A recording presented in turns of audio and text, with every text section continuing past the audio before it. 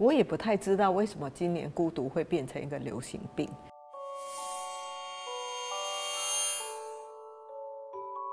所以你看，在英国有孤独大臣，在日本也有孤独大臣。显然这个事情严重到他们觉得需要设计一个部门来处理。其实也有些学者很不认同，他就觉得这不是一个症状。所以这个部分我自己是觉得它还是一个蛮新的议题，还是有蛮多探讨的空间。我们可能也太少去看到新冠病毒疫情后的影响，疫情中的隔离比不隔离所带来的冲击大，就是因为这个疫情隔离就会大家就不会感染嘛，所谓的零感染政策，但是它带来的后面的影响可能比想象中来的对儿少的伤害比较大。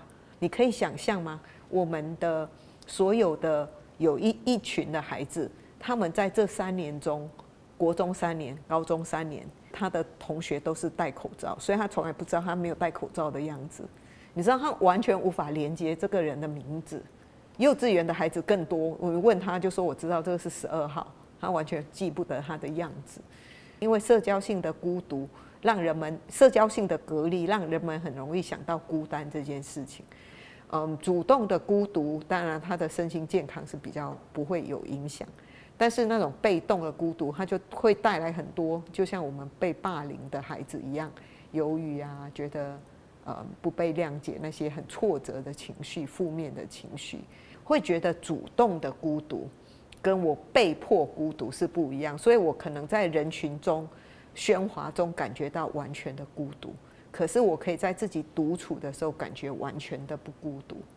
那目前的青少年好像都可以上网，可以什么？为什么他们会感到孤独？这其实也是一个蛮特别的一个议题。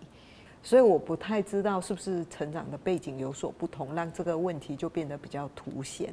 那我自己是有点觉得，是不是现在的孩子比较没办法静下来，感觉到天地合一，所谓的心流。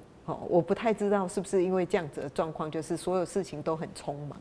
当我很匆忙去看每个东西，我都很少感觉到我有连结，我只是感觉我看完，比如我看完这部片了，我看完那部片了，感动好像有些时候需要一点时间来催化整个的自律神经跟感官。不过在疫情后，可能社交性的隔离，这个政策是隔离了病毒。但是它是否隔离了孩子情绪和人际的成长？